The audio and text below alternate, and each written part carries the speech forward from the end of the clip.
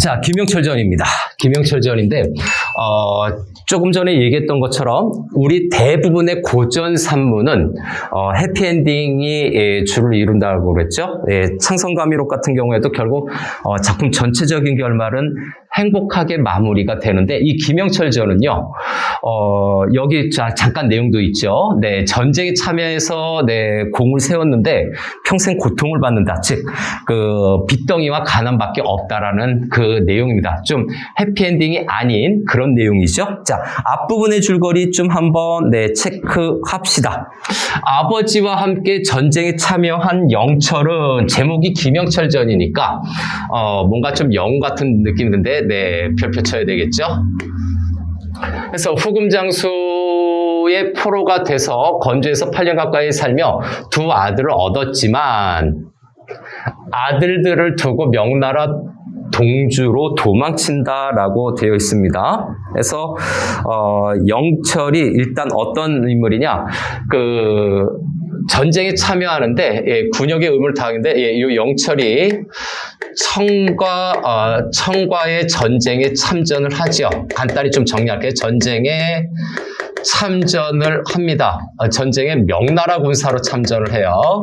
명나라 군으로 참전을 했다. 요거를 좀 이해하자는 내용이에요. 이 앞부분의 줄거리에서 영철이라는 사람이 어떤 상황에 놓여 있었는가, 그 상황을 파악해야 돼요. 우리 보통 이제 수능이나 모의고사에서 이렇게 앞부분의 줄거리 또는 중략 부분의 줄거리가 나오면 일단 상황과 인물을 파악해야 됩니다. 상황과 인물을 정리하자라고 하는 걸로 하면 좀 얼추 나을 겁니다. 그래서 어떤 상황이냐, 영철은 명나라 군사로 참전을 했다라는 점. 그래서 도망치는데, 자, 등주에서 6년을 지내며 다시 두 아들을 얻은 영철은 아들 둘을 얻었는데 또 두 아들 얻었어요. 4명이죠. 고향 사람을 만나 그의 도움을 얻어 간신히 조선으로 돌아온다. 우리 조선 사람이군요. 조선으로 돌아옵니다. 그래서 다시 한번 전쟁에 참전, 여기 있죠. 전쟁에 참전하는 이 부분이 첫 번째 상황 설정이었고, 그 다음에 아들을 얻은 거는 좀 넘어가겠습니다. 아직 두 번째가 조선으로 돌아온다. 고향에서 다시 가정을 꾸린 영철은 조선의 군대가 후금의 후원병으로 명나라 전쟁에 동원되었을 때 임경원 밑에서 종사하게 된다. 여기서 명나라군으로 참전했었던 것이 첫 번째인데, 또 두 번째는 뭡니까? 조선의 군사죠. 그래서 두 번째는 조선군으로 참전을 하게 됩니다. 참 전쟁이 계속 이어지네요. 전쟁이 계속해서 이어지는 비극적인 상황이죠. 임경업이 명나라 장수에게 조선과 명나라 두 군대가 서로 상해를 끼치지 말자라는 내용의 편지를 보낸다라고 하는 거죠. 그래서 여기에서 임경업의 태도를 좀 보겠습니다. 여기서 임경업이 나타냈던 거는 숙명배청 사상이 나타난 거예요. 여기다 체크할까요? 그 당시 우리 조선의 태도이기도 하죠. 명나라를 숭상하고 청나라를 배척하는 숙명배청 사상이 나타나 있다. 즉, 한마디로 청나라에 대해서 반감을 갖고 있고, 명나라에 대해서 우호적인 입장에 있었던 그 당시의 시대적인 현실입니다. 자, 첫 번째 문단으로 갔으면 좋겠지만 우리가 늘 했던 것처럼 뭐를 하자? 일단 마지막에 가서 최종 결과를 알고 오자라는 내용이죠. 어차피 우리가 작품을 읽고 문제를 푼다라고 하는 것은 효과적으로 읽고 풀어야 돼요. 그래서 앞에 사건이라든가 과정은 일단 앞부분의 줄거리 짧게 주어져 있으니까 쉽게 파악할 수 있죠. 그래서 먼저 파악하고, 그래서 여기에다가 좀 다시 또 정리할까요? 일단 첫 번째 문단에서의 내용은 요 정도로 좀 설정하게. 첫 번째 문단에서의 내용은, 자, 김영철이라고 하는 인물이 있죠. 영철이 첫 번째 뭐라고요? 명군으로 참전을 합니다. 명군으로 참전을 했죠. 등주로 도망갔다가 어쩌고저쩌고 했던 그 과정 내용은 여기서 문제로 묻지 않는 이상 굳이 안 봐도 돼요. 그러다가 두 번째, 네, 조선으로 돌아오죠. 근데 조선으로 돌아오는데 다시 후금과의 전쟁이 일어나면서 조선군으로 참전을 합니다. 조선군으로 참전. 인생도 참 박복하지. 계속해서 전쟁을 치르고 있네요. 그리고 네 번째는 싸잡아서 몰아서 네, 아들을 얻은 거죠. 아들이 총 몇 명이다? 4명이다. 자, 명나라군으로 참전했을 때 두 아들을 얻었고, 네, 도망가서 또 두 아들을 얻었고, 그 부분이죠. 아들 4명인데 요거는 축제 포인트가 아닐 것 같아요. 요 부분 언저리에서 뭔가가 좀 네, 우리가 체크해야 될 내용이 있을 것 같고요. 그 다음 중간에 몇 문단이 있을지는 모르겠지만 우리는 바로 마지막 문단으로 가는 겁니다. 그래서 순서대로 이렇게 한번 해볼게요. 정해놓은 대로. 자, 좀 넘어가서 마지막 문단으로 네, 찾아서 한번 가봅시다. 그죠? 네, 여기겠죠. 네, 몇 세 되던 해에 죽었다라고 하는 이 부분을 보면 여기가 대충 마지막이겠구나라고 우리가 쉽게 짐작할 수가 있죠. 물론 끝부분 바로 보이니까. 그래서 마지막 부분에서 어느 정도까지 좀 올라갈지 봐야 되는데 친절하게도 여기 중략 부분 줄거리가 있네요. 중략이 있네요. 중략 부분 줄거리가 아니고. 그래서 중략이 있으니까 여기를 마지막으로 한번 설정해 봅시다. 순서는 나중에 매겨도 돼요. 순서는 나중에 매겨도 됩니다. 굳이 처음부터 잘 구분하리라는 건 아니죠. 최소한 3번째 문단이나 4번째 문단이 될 가능성이 높죠. 왜? 처음 파악했고, 처음 요거는 뭡니까? 앞부분의 줄거리예요. 자, 앞부분의 줄거리에 해당되는 거고, 요것도 한 문단으로 잡을 거냐 말 거냐인데, 그냥 잡고 가죠. 네, 그냥 잡고 가서 앞부분의 줄거리 참고해서 가죠. 그래서 마지막 문단인데, 여기가 최소한 아마 4-5번째 문단이 될 가능성이 높네요. 자, 영철은 앞부분의 줄거리에서 영철이 있었죠. 네. 다시 조선군으로 참전해서 의상, 득상, 득발, 기발, 네 아들 도원대. 자, 네 아들 앞부분에 줄거리 있어요. 자, 네 아들 앞부분에 줄거리 있었죠. 땡큐. 자신이 종군하며 겪은 고통을 늘 생각하며 자식이 같은 고통을 겪을까 두려워했다. 의상, 득발, 기발 네 아들을 두었다는 점, 자식들이 같은 고통을 겪을까 두려워했다라고 하는 거죠. 그래서 요거 밑줄만 칠까요? 예, 자식들이부터 고통을 겪을까 두려워했다. 자식들이 고생을 안 했으면 하는 거죠. 전쟁의 비극성을 겪지 않기를 바랬던 거예요. 그래서 쭉 병사를 모집했는데 조정에서 이에 응한 사람은 군역을 면해 주었다. 성으로 들어가 살았으니 이때 영철의 나이가 60이 넘었다. 다른 건 모르겠는데 나이가 60이 넘었대요. 자, 됐나요? 그래서 영철이 즉시 네 아들과 성으로 네 아들과 함께 성으로 들어가서 살았으니라고 하는 부분인데 왜 살았을까라고 하는 것이 바로 앞부분에 있죠. 네, 군역을 면제해 주었다라고 하는 거죠. 군역을 면해 주었다라고 하는 내용이 바로 원인이 되는 거예요. 이것이 원인이 돼서 이렇게 살았는데 영철의 나이가 60입니다. 자, 60 한번 얘기한 이유를 한번 보겠습니다. 왜? 네 아들과 성에 들어간 거는 한마디로 요거 좀 정리 좀 하죠. 영철이 늙은 나이에 군에 지원을 한 거죠. 다시 한번 군인으로 지원을 했습니다. 지원을 했죠. 저 앞에 군역을 면해 주었기 때문에 그래요. 그러면 표면적으로 저 군역을 면해 주었지만 이 군에 지원했었던 근본적인 목적은 뭐였겠습니까? 근본 목적은 바로 앞에 있죠. 요겁니다. 자식들이 고통을 겪을까 두려운 겁니다. 그래서 내 아들, 내 자식들이 군에 동원되지 말라고.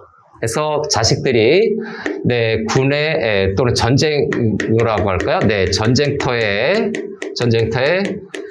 끌려가게 하지 않기 위해서죠. 않기 위함이다. 좀 밑으로 할까요? 너무 길어져서 하지 않게 하려고 하는 거죠. 이 정도로 할게요. 않게 하려는 것이 바로 근본적인 목적일 거예요. 진짜 목적은 왜 야, 군인을 모집하는데 60대는 정말 예전에 60살이면 어느 정도냐면 우리 요즘은 한 80세, 100세 요 정도의 느낌일 거예요. 예, 영철의 나이가 60이 넘었다. 자, 이렇게 되죠. 그리고 여기서 또 마지막 문단에서 정리해야 될 거 뭐가 나타납니까? 자, 이 부분에서 우리가 좀 정리해야 될 거 컨퍼런스 좀 해볼까요? 자, 늙은 나이에 군을 지원했다라고 하는 건 전쟁의 비극성이, 네, 전쟁의 비극적 상황이 계속된다라는 거예요. 실제로 임진왜란, 병자호란이죠. 그죠? 그래서 1590년대 후반에 태어난 사람은 태어나면서 죽을 때까지 계속 전쟁만 치르다가 죽는 인생이었어요. 1592년 임진왜란이 일어났죠. 예를 들어서 1595년에 태어났다고 칩시다. 태어나서 태어나서 계속 전쟁이, 아니, 딱 1592년에 치자. 임진왜란 벌어졌어요. 힘들게 살았어요. 좀 끝나고 나니까 이제 나이가 중년이 돼서 한 40세 정도 됐어요. 그러니까 병자호란이 터져요. 대박이죠. 딱 거기에 걸린 거예요. 김영철이. 비극적 상황이, 네, 계속된다라는 거죠. 이거를 우리가 좀 짐작을 해봐야 돼요. 전쟁 상황이 계속되는 겁니다. 영철은 가난 속에서 할 일 없이 늙어가며 가슴속에 불평하는 마음이 일어날 때마다 성에 올라가 북쪽으로 건주를, 남쪽으로 동주를 바라봤다 해서 가난 속에서 할 일 없이 늙어가며 라고 하는 거죠. 별표 칠까요? 뭔가가 현실적인 모순입니다. 아, 그런가요? 그 다음에 가슴자, 불평하는 마음이라고 되어 있죠. 네, 불평하는 마음인데, 자, 이 부분 전체적으로 별표를 친 이 부분을 다 묶어보면, 자, 전쟁에 참전했던 공을 세운 거예요.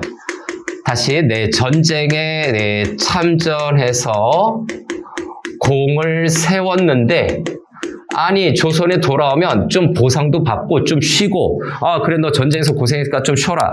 또 좀 먹고 살아라. 이렇게 해줘야 되는데 그게 안 되는 거죠.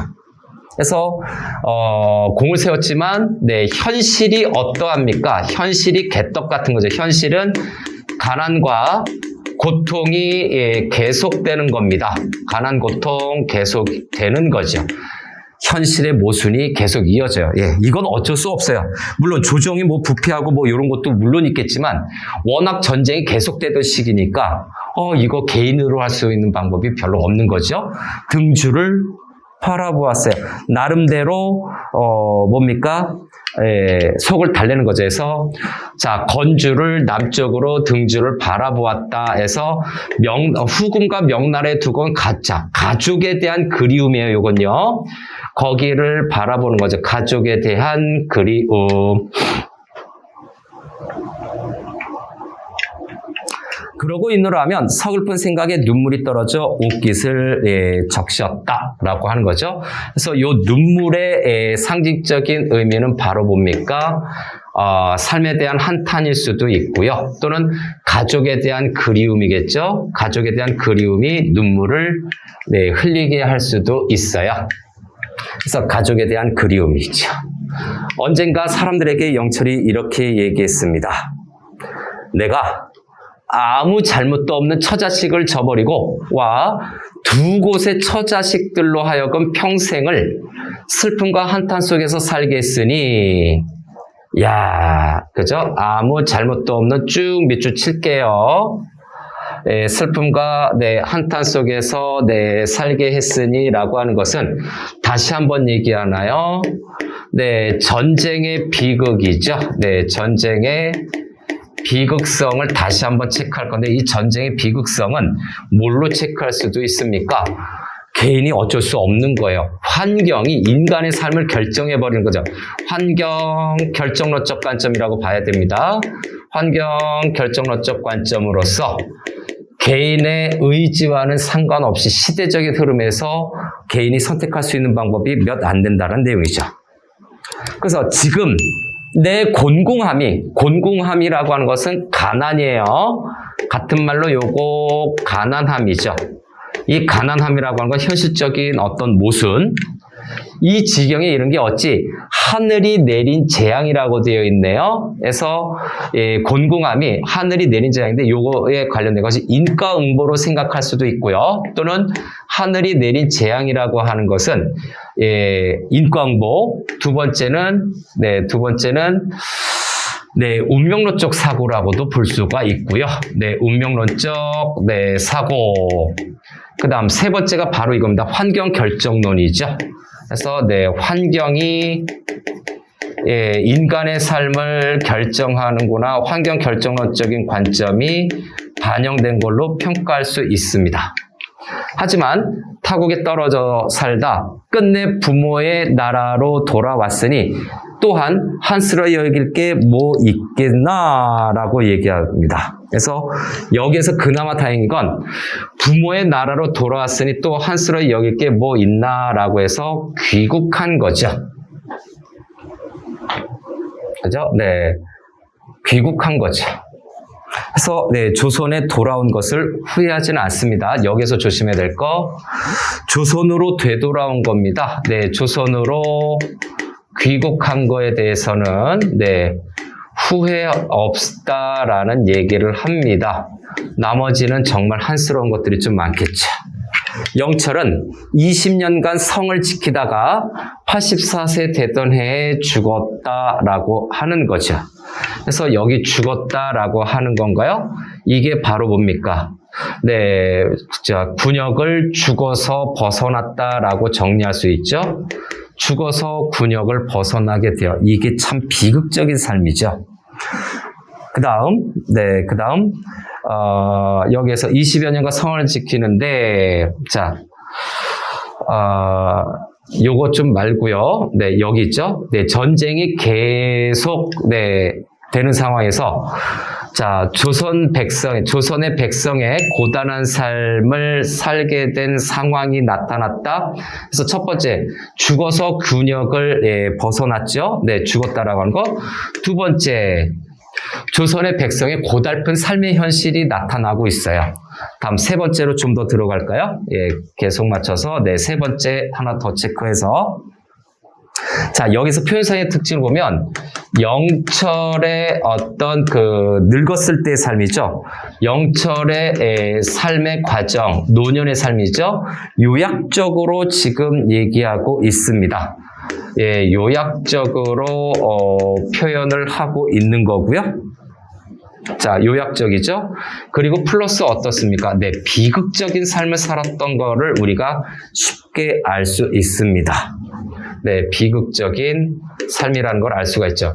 결국 이 늙어서 이렇게 죽었다라고 하는 거, 가난하게 죽었다라고 하는 것은 다른 사람은 모르겠지만 어떤 불합리한, 군대 갔다 왔는데 계속 군대를 가야 돼. 늙은 나이가.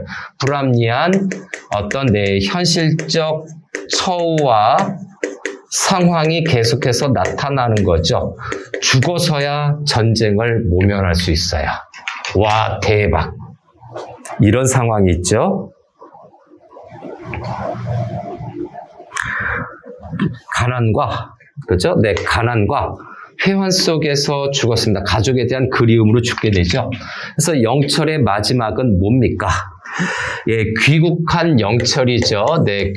조선으로 귀국한 영철이, 김영철이죠. 영철이 어떻게 됩니까? 가난과, 그 다음에 또 군역을 져야 되죠. 영철이 가난과 회환 속이죠. 가난 플러스 가족에 대한 그리움이죠. 가족에 대한 그리움. 그 다음에 저기 쭉 보면 불평하는 마음이라고 나와 있을 거예요. 그래서 다시 가난과 그리움, 또 다시 해야 되는 군역의 고통이죠. 영철이 가난, 가족에 대한 그리움, 군역의 고통 속에서 어떻게 됩니까? 고통 속에서 죽었다. 생을 마감하는 거죠. 생을 마감함. 마치 일대기적 구성이죠. 얼마나 현실적인 모순이 담겨져 있습니까? 이 현실적인 모순은 어쩔 수 없는 거예요. 전쟁의 비극성이죠. 그래서 다시 전쟁의 비극성이 암시되고 있는 겁니다. 그리고 환경 결정론이라고 그랬죠. 환경 결정론적 관점이 여기에서 반영이 되어 있다라고 우리가 해석해 줄 수 있어요. 이게 몇 번째 문단일지는 모를 거예요. 여러분들이 만약에 모의고사처럼 풀었다면. 그래서 마지막 부분에 대한 어떤 해석을 좀 더 충실히 하는 걸 권장하고요. 처음 부분과 마지막 부분을 보면 대충 알겠죠. 아, 전쟁으로 참전했어. 젊은 나이에 전쟁으로 참전했다가 막 이리저리 도망 다니기도 하고 또 각각 청나라와 명나라에 두 아들씩을 뒀어.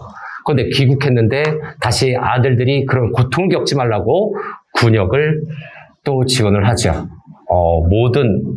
많은 젊은 사람들이 죽었겠죠. 남성들이 죽었기 때문에 아마도 늙은 나이에 남성들도 군역을 졌을 거예요. 자, 이렇게 돼서 비참하게 죽었구나라고 하는 걸 알아두고 그럼 중간 과정이 어떻는지를 좀 봐야 되겠죠. 우리 결론을 알고 있으니까 그 다음부터는 뭡니까? 편하게 볼 수 있겠죠. 우리 앞부분의 줄거리를 첫 번째 문단으로 좀 봤습니다. 그래서 앞부분의 줄거리하고 이 마지막 문단을 봐서 잡았고요. 이제 다시 앞으로 가서 그죠? 네, 다시 앞으로 가서 이제 본격적으로 지문 부분을 좀 보겠습니다. 앞부분의 줄거리를 좀 빼고 여기 명나라 장수 어쩌고 저쩌고 하는 요 교재 부분에 요 부분부터 체크를 들어가죠.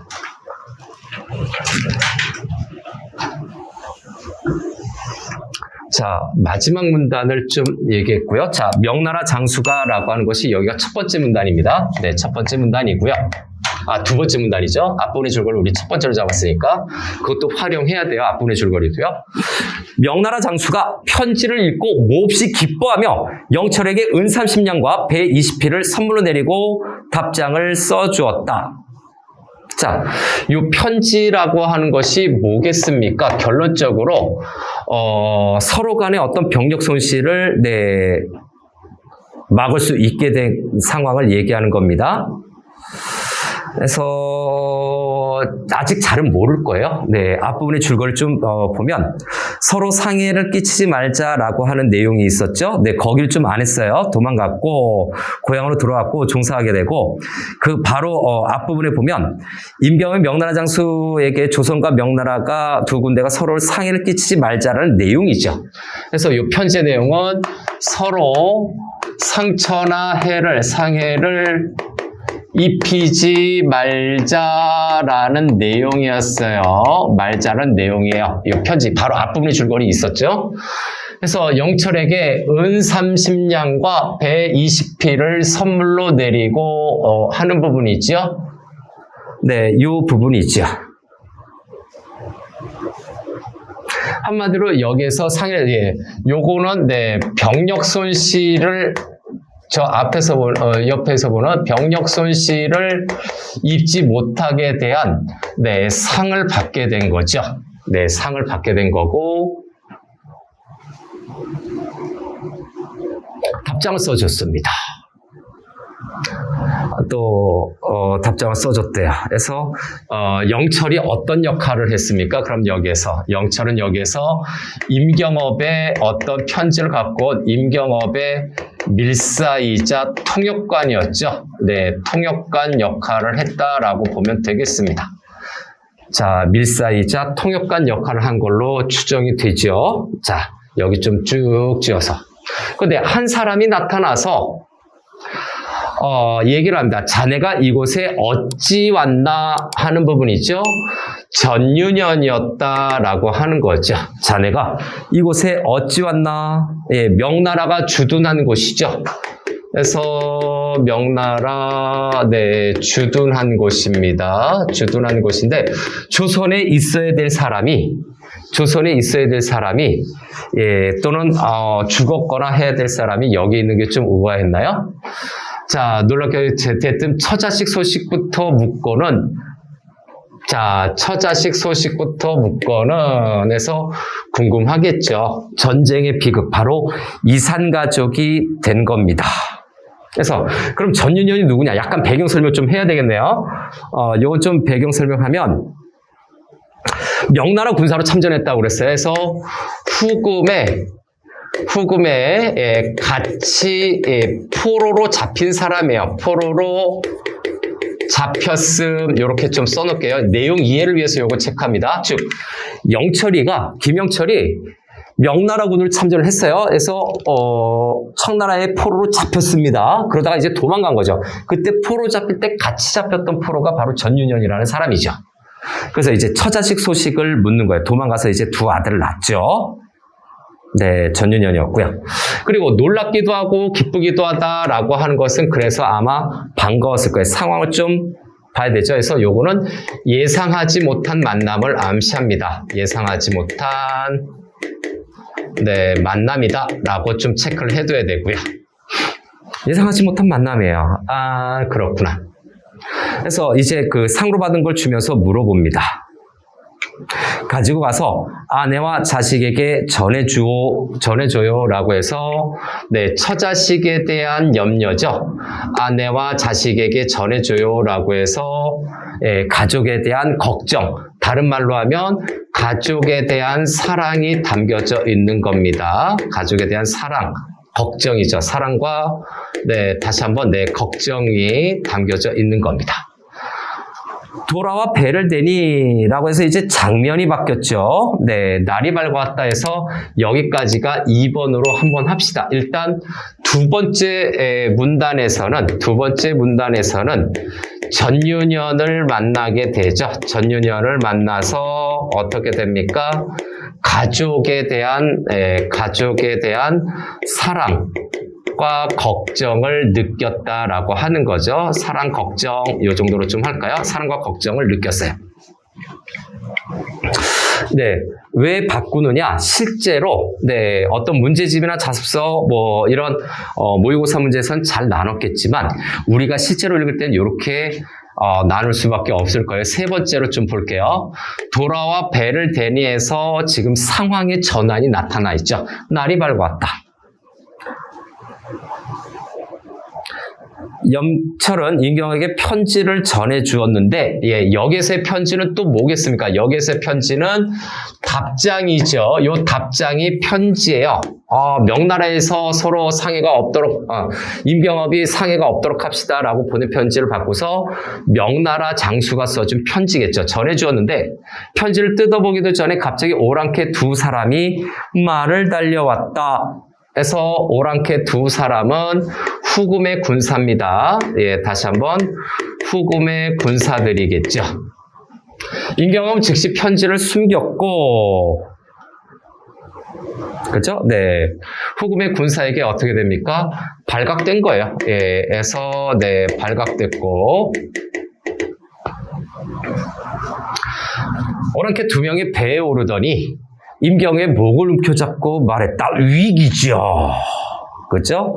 그래서 위기상 임경업의 목을 움켜잡고 말했다. 위기 또는 위협의 상황이죠. 너희 쪽 작은 배가 적진에서 오는 것을 봤다. 내통하고 온 것이 분명하다라고 해서 의심하는 거죠. 그래서 다시 한번 의심을 하고 있는 거죠. 의심을 하고 있는 건데, 자, 작은 배라고 하는 겁니다. 이 작은 배가 적진에서 오는 것이라고 그랬죠. 그래서 이 작은 배는 연락을 주고받는 수단이라고 봐야 되는데 의심의 근거가 바로 작은 배예요. 자, 그래서 여기에서 의심하는 말하기가 있고요. 의심하는 판단을 내리고 있어요. 옷과 신발을 벗기고 배에 탄 병사들의 옷도 모두 벗겨 샅샅이 수색했지만 아무것도 안 나왔어요. 편지를 어디에다 숨겼지? 오랑캐들이 배에 있는 두 병사를 보고 자백하라며 추궁하자 이렇게 말했다. 물을 깃기 위해 갔었습니다. 자, 물을 깃기 위해서 뭡니까? 물을 얻기 위해서. 마실 물이겠죠? 그래서 요거는 거짓말이라고 하는데 핑계대는 말하기일 거예요. 핑계에 해당되는 핑계대는 말하기. 진짜 말하면 죽게 되죠. 핑계대는 말하기입니다. 식수를 구하러 간 겁니다. 구체적인 내용. 먹을 물을 마시기 위해서. 그죠? 그래서 식수 구하러 갔어요 라고 얘기하는 겁니다. 마실 물을 구하러 갔었어요. 오랑캐들이 성이 나서 두 병사의 목을 베라고 했다. 야, 이거 뭐니? 그죠? 그래서 화를 내는 거죠. 임경업은 소교에게 눈짓을 해 다른 섬에 가서 목을 베게 했다. 예, 들어줘야 되죠. 위기를 모면해야 되는 거죠. 그래서 이 부분에서 목을 베라고 했다. 예, 계속해서 위기 상황 긴장감은 나타나고 있어요. 그래서 여기서 뭡니까? 후금의 군사들은 자백을 하지 않으니까 자백하지 않는 거에 대해서 어떻게 합니까? 지금 엄청나게 화를 내는 거죠. 분노를 지금 표시를 한 거예요. 그래서 눈짓에서 일단 위기를 모면해야 되죠. 하급장교, 작은 장교에게 다른 섬에 가서 목을 베게 했다라고 하는 건데, 자, 다른 섬에 가서 목을 베게 했다라고 하는 것은 우리 측 병사의 희생을 줄이고자 하는 의도죠. 우리 측, 조선 측이죠. 네, 병사의 희생을 줄임으로써 이렇게 줄이려는 의도예요. 여기서 죽이지 말고 저기 다른 섬에 가서 죽여.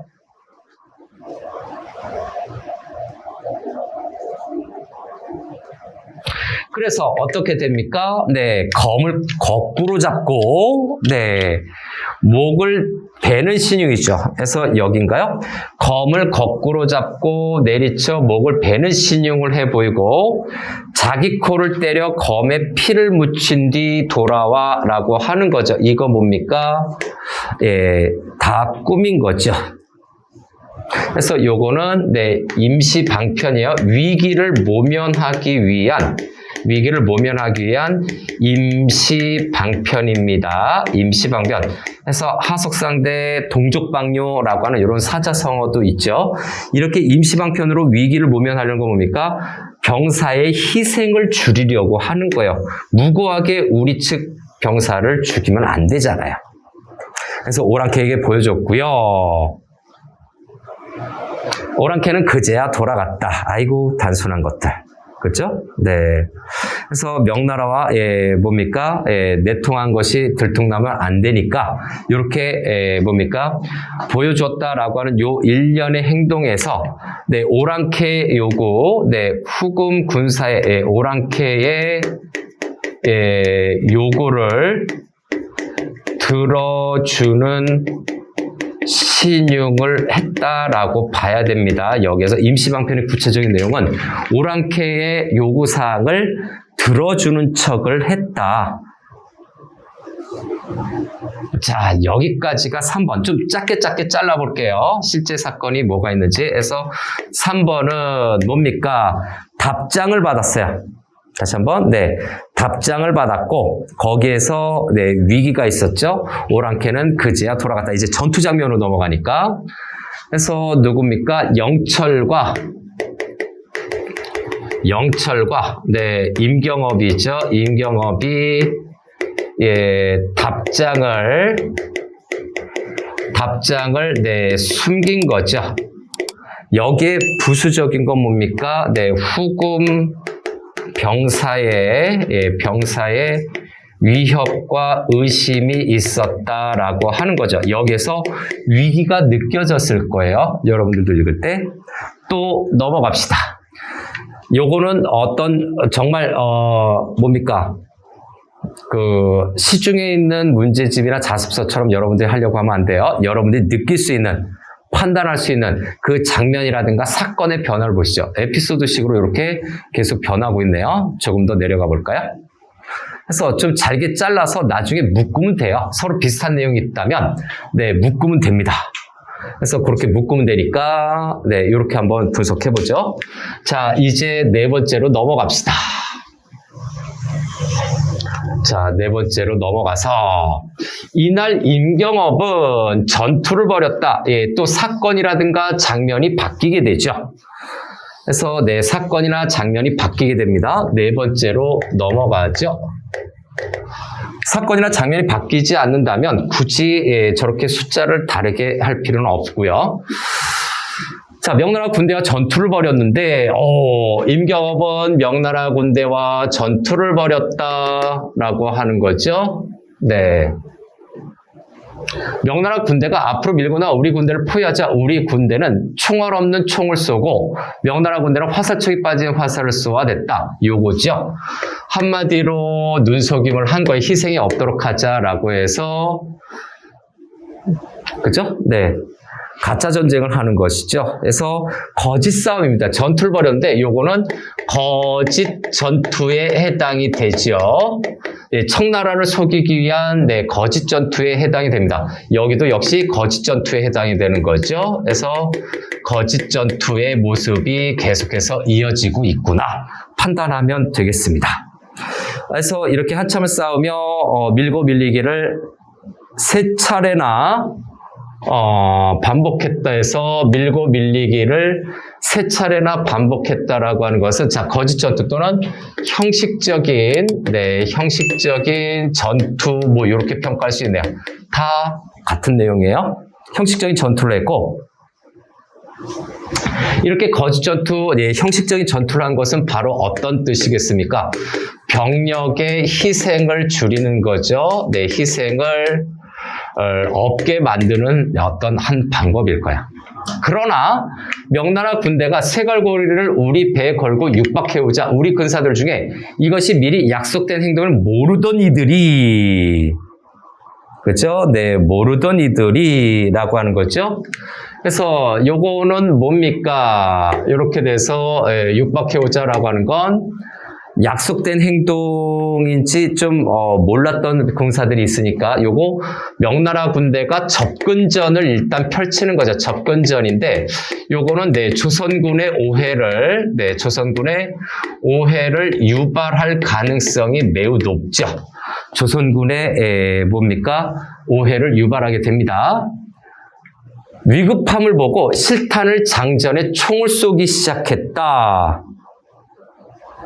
야, 이거죠. 그래서 위급함을 보고 하는 부분인가요? 사태가 위급함을 보고 실탄을 장전해 총을 쏘기 시작했다라고 하는 것은 어떤 작전이죠. 서로 희생을 주려는 작전이 제대로 전달 안 된 거예요. 모든 군대에 제대로 전달이 안 됐음을 암시하는 내용이네요. 결국 일부 명나라 군사들이 목숨을 잃게 되자 명나라 군대는 포위를 풀고 돌아갔다. 자, 포위를 풀고 돌아갔다. 7월에 명나라 군대와 오랑캐 군대는 대치 상태를 풀었다. 오랑캐는 다시 인경으로 하여금 정예병을 선발하여 금주로 가서 겨울을 지내고 조선으로 돌아가게 했다. 라고 하는 거죠. 자, 그러면 여기에서 좀 정리를 좀 해볼까요? 그래서 포위를 풀고 돌아갔다라고 하는 건데 작전이 제대로 전달이 안 됐어요. 전달이 안 됐다는 건 자, 포위를 풀고 돌아갔다라고 하는 것은 후금을 공격하겠다라고 하는 후금 공격 계획이 편제 내용이 있죠. 계획이 실패했다라고 봐야 되겠죠. 전쟁에 흘러가는 상황을 얘기하는 겁니다. 이렇게 돌아갔다라고 하는 건 명나라와 조선 군대가 후금의 군사를 공격해야 되는데 명나라가 포위를 풀어오세요. 쟤네들 진짜 짜고 치자니까 진짜 죽이고 내지랄이야. 이렇게 해가지고 포위를 풀고 들어가죠. 그래서 명나라 군대와 오랑캐, 청나라 군대는 대치 상태를 풀었다. 전쟁이 끝나버린 거죠. 전투가 또는 전쟁이 일단 끝났고요. 오랑캐는 다시 임경업한테 정예병을 선발해서 금주로 가서 중국의 동북지방이죠. 조선으로 돌아가게 했다. 그래서 전투 사정이네요. 그래서 후금을 속이고 명나라와 허위로 전투하는 임경업이죠. 이게 네 번째입니다. 그래서 네 번째는 앞부분에 편지 답장을 좀 참고해야 됩니다. 앞부분에 줄거리 있었죠. 편지, 답장 요거를 참고해서 조선과 명나라군이죠. 명나라군에 뭐가 됩니까? 거짓 전투가 나타나고 있습니다.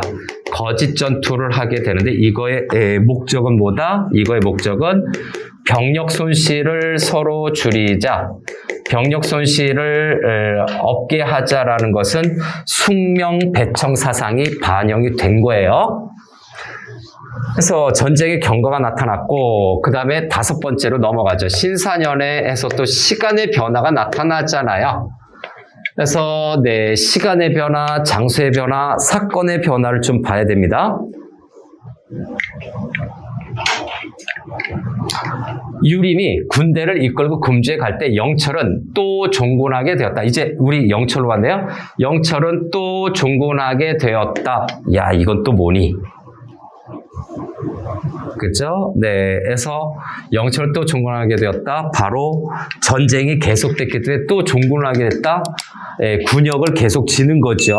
그래서 어떤 백성들이죠. 어떤 백성들이 시련과 고난을 겪는 것이다. 고난을 암시하는 겁니다.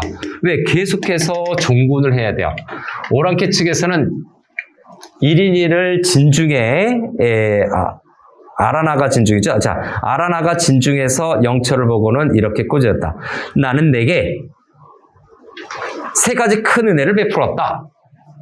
네가 참수형을 받아야 할 처지였을 때 죽음을 모면하게 한 것이 그 하나다. 죽음을 모면하게 한 거, 네, 1번 한번 해볼까요? 다음 2번째. 네가 2번이나 도망가다 잡혔지만 죽이지 않고 풀어준 것이 둘이다. 그래서 죽이지 않고 풀어준 것이 둘이다 해서 2번째 잡혔지만 내 제수를 너의 아내로 주고 내게 건주의 집안 살림 맡은 것이 그 셋이다 해서 내 제수를 너의 아내로 주고 내게 건주의 집안일을 맡긴 것, 요게 3번째죠. 와, 이 정도면 전쟁 상황에서 많이 호의를 베푼 건 맞긴 맞습니다. 하지만 너는 3가지 용서받기 어려운 죄를 지었다. 나름대로 논리적으로 얘기하는 것 같네요. 목숨을 살려주고 거두어 기른 은혜를 생각하지 않고 재차 도망간 것이 첫 번째 죄. 요건 세모로 한번 해보죠. 나름대로 논리적으로 얘기하네요. 자, 아라나의 말입니다. 해서 아라나 별표 쳐놓고요. 영철도 별표 쳐놓고요. 이 둘의 관계가 나타나네요. 아라나. 그 다음에 내게 말을 기르게 했을 때 나는 진심으로 내게 부탁을 했건만 너는 도리어 명나라 놈들과 짜고 나를 배신했으니. 해서 명나라 놈들과 짜고 나를 배신했다. 요게 세모 2번째겠죠. 말을 기르게 한 사건이 좀 있고요. 도망가면서 내 천리마를 훔쳐갔으니 이것이 3번째 죄다. 훔쳐갔으니 요거 세모 3번으로 할까요? 적토마라고 얘기를 하죠. 네, 하루에 천리길을 간다. 천리면 400km에 서울에서 부산을 하루 만에 간다는 얘기입니다. 엄청나게 빠른 거죠. 자, 됐나요?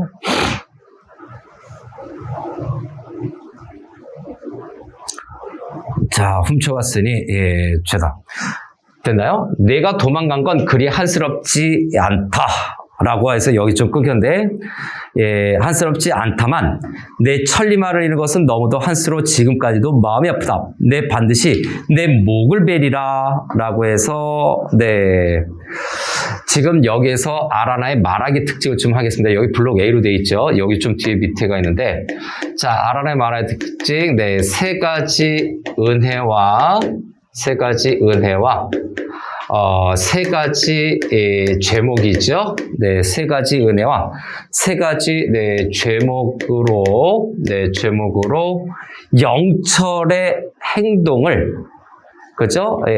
이야기하는 거죠. 영철의 배신 행위를 언급하고 있습니다. 배신 행위를 부각시키고 있는 거죠. 그래서 어떻게 됩니까? 천리마 이런 게 가장 한스럽대요. 반드시 목을 베리라고 하는 거죠. 행위를 부각시키는 말하기를 하고 있어요. 네, 전쟁의 비극성이죠. 숙명배청 사상이 너무 좀 심해서 아마 그랬었던 것 같습니다. 좀 이제 넘어가죠. 이제 좀 넘어가서 여기서 이제 넘어갈까요? 5번째 문단의 내용이죠. 자, 해서 영철과 플러스 아라나가 있는데 바로 저겁니다. 세 가지 은혜와 죄목을 들어서 은혜와 죄목을 먼저 써놓을게요. 처벌을 하려고 합니다. 처벌을 하려고 하는 요 상황에서 목을 베려고 하는 거죠. 한스럽지 않지만 천리마를 잃은 것은 한스럽다라고 얘기하는 부분이 여기 보이죠. 목을 내리라라고 얘기해서 이제 막 벌을 내리려고 해요. 그러고는 휘하 기병을 시켜 영철을 포박하게 했다. 사태가 급박하게 돌아가자 영철이 큰 소리로 외칩니다. 말을 훔쳐 달아난 죄는 제게 있지 않습니다. 그건 명나라 놈들이 한 짓입니다. 당시에 그놈들의 계획을 따르지 않았다면 그 9명이 저를 베는 건 손바닥을 뒤집는 것처럼 쉬운 일이었습니다. 주분께서는 사정을 잘 헤아려 주십시오. 라고 하는 거지요.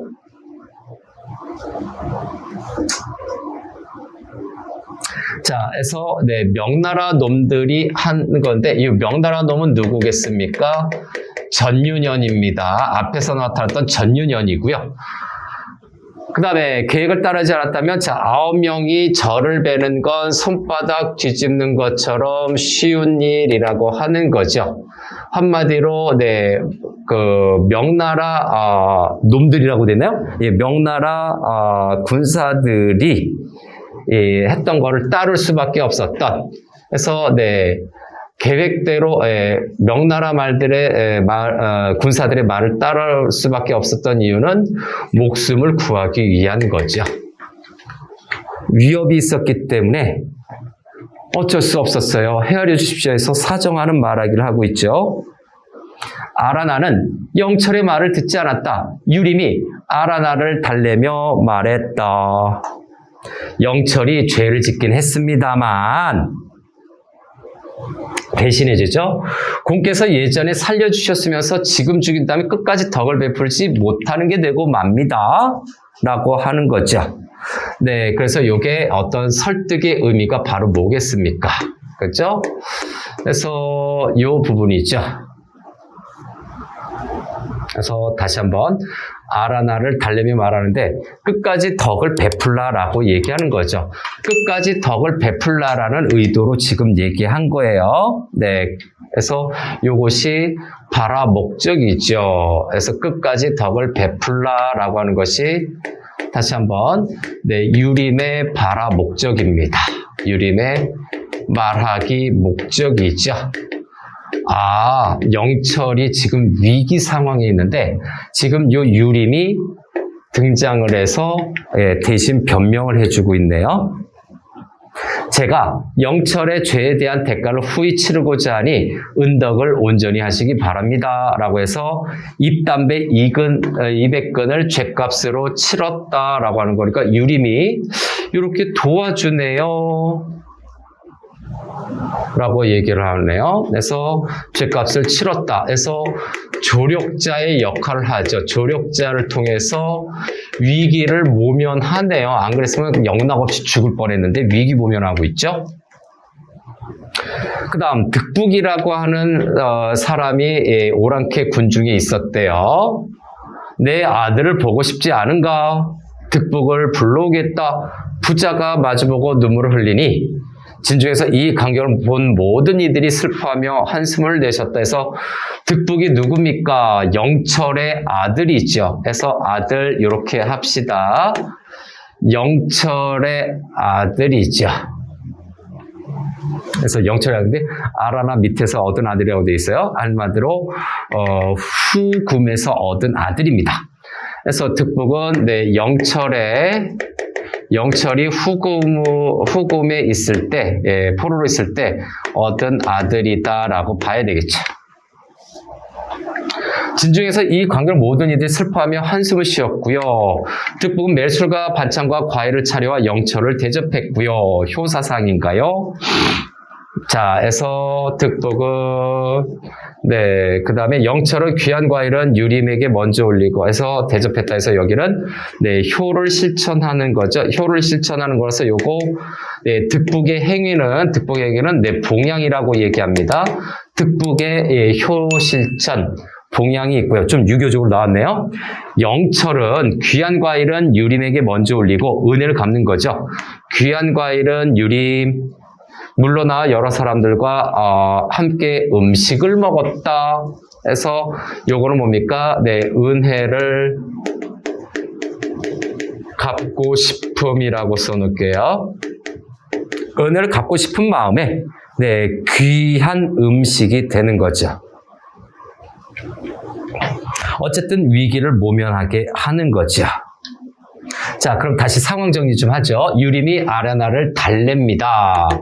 그래서 네, 죗값을 네, 죄에 대한 대가가 바로 입담배 200근으로 죗값으로 치렀다라고 하는 것은 이것이 이제 또 하나의 족쇄가 되는 거예요.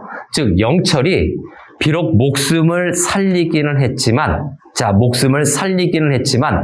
네, 어떤 영철의 부채가 되는 거죠. 영철이 갚아야 될 영철의 부채가 되는 겁니다. 부채가 되는 것은 뭡니까? 채무라고 할게요. 부채보다는 좀 헷갈릴 수 있으니까 채무가 된다. 부채가 된다. 마찬가지야. 채무가 되는 거라서 이거는 족쇄 역할을 하는 거죠. 예, 이거 갚을 때까지 뭐 운실의 폭이 좀 좁아질 거예요.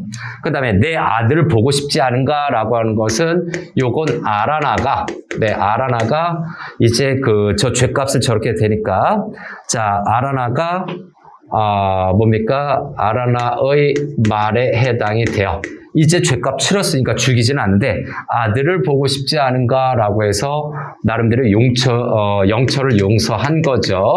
그래서 영철의 죄를 묻지 않는다라고 하는 것이 여기 전제로 깔린 거죠. 그래서 아들을 만나게 해줍니다. 아들을 만나게 하는 거죠. 그래서 영철은 귀한 과일은 유림인데 유림 자신의 상관이죠. 자신의 상관이기도 하고 네, 윗사람이에요. 예, 벼슬로 군사직책으로 윗사람이고 은혜를 갚고 싶은 마음이 있어서 이렇게 줬을 것이다 라고 봐야 되겠죠. 정성의 상징물이고 이때 오랑캐가 금주를 포위했다. 명나라에서 10만 군사를 구원병으로 보내 오랑캐와 싸움을 벌였으나 대패하고 말았다. 요건 그냥 한 장면으로 같이 처리할게요. 유림은 영철로 홍타이직에 보내 축하 인사를 하게 했다. 청나라 2대 황제겠죠. 그죠? 그래서 여기 홍타이지 후금의 또는 청나라의 2대 황제죠. 축하 인사를 하게 됐다 해서 명나라의 군사죠.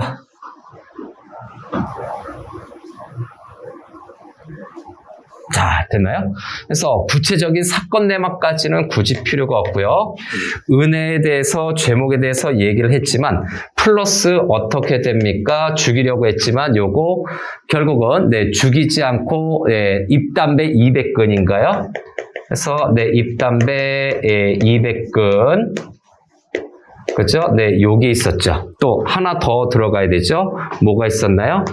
밑에라 한번 볼까요? 네, 아들인 네, 득북을 만나게 되죠. 득북을 만나게 돼서 하게 되는데 입담배 200근에서는 네, 유림이라고 하는 인물이 변론을 해줬어요. 요거는 아라나가 뭡니까? 화가 풀려서 만나게 한 거죠. 전쟁이 이제 좀 끝나가나 싶었더니 다시 전쟁이 벌어져서 네, 축하 인사를 하게 됐다라고 하죠. 여기 중간에 뒤에 이어지는 내용은 그래서 홍타이지가 영철에게 뭐 청나라 노새를 뭐 선물로 주고 네, 그리고 유림이가 이렇게 구해줬는데 그 청나라 노새를 청노새를 자신에게 네, 팔지 않아요. 예, 그래도 후금 황제가 준 거니까 이걸 어떻게 팔겠습니까? 라고 했겠죠. 그래서 결국 영철에게 너 입담배 200건 네가 직접 갚아! 라고 얘기하죠. 그래서 저 입담배 200건을 갚기 위해서 영철이 계속해서 고생하게 됩니다. 예, 조선으로 돌아오기 전까지 한마디로 빚쟁이가 돼버린 거죠. 예, 목숨값으로 빚쟁이가 된 거예요. 그래서 요거 5째니까 요 마지막 문단은 몇 번째 문단이 됩니까? 6번째 문단으로 우리가 정리할 수가 있죠. 자, 그럼 여기서 한번 내용 정리해 볼게요. 자, 앞부분의 줄거리에서 명나라군으로 참전을 했는데 예, 요약적인 내용이 있어요. 그래서 네, 조선군으로 또 다시 참전하게 되는 이런 전체적인 내용에서 네, 마지막 문단에서 귀국해서 다시 육순의 나이에 뭡니까? 군역을 치러 가요. 다시는 나의 자손들이 이런 빅을 겪지 말았으면 하는 마음으로 가죠. 그래서 84살의 생을 마감하는 건데 야, 끝까지 예, 군역을 지게 되네요. 이제 앞부분의 내용으로 가서 전윤현의 만남이죠. 전윤현은 명나라 군사입니다. 그래서 명나라 군사죠. 그래서 말을 훔쳐서 도망가는 내용이 후반부에 나오고, 그래서 여기 또 답장 얘기가 있는데 편지 답장에 관련된 걸로 후군 병사로부터 위협을 받는 위기 상황이 있었죠. 긴장감이 고조되죠. 그 다음에 조선과 명나라의 거짓 전투가 있는데 일부 오해를 한 조선군에서 진짜 어떤 총을 쏘게 되니까 명나라 군사가 포위를 풀어버려요. 후금의 군사를 없애버릴 수 있는 좋은 찬스였는데 그것을 놓치게 된 거죠. 네, 그리고 또 장면이 바뀌어서 네, 아라나하고 네, 유림이 있는데 아라나가 영철의 죄목, 뭐 말을 훔쳤거나 뭐 어쩌고저쩌고 하는 도망가려고 했거나 하는 그 죄목을 통해서 죽이려고 하니까 유림이 입담대 200근의 어떤 채무를 씌워서 살려주도록 얘기를 하고 있죠. 그리고 아라나가 화가 풀리니까 야, 아들 만나볼래 해서 득북을 만났는데 아들 득북이 효를 실천하죠. 네, 그리고 자신의 상관에게 네, 어떤 좋은 음식을 주는 나름대로 고마움을 좀 표시하는 그 내용이죠. 그래서 마지막 부분 조금 전에 얘기했던 것처럼 그거 끝나고 나서 이제 조선으로 돌아왔던 영철은 끝까지 고통스럽게 살다 간다는 얘기예요. 가난과 불합리함 또는 고통밖에 없었다는 내용입니다. 자, 마무리합니다. 내용은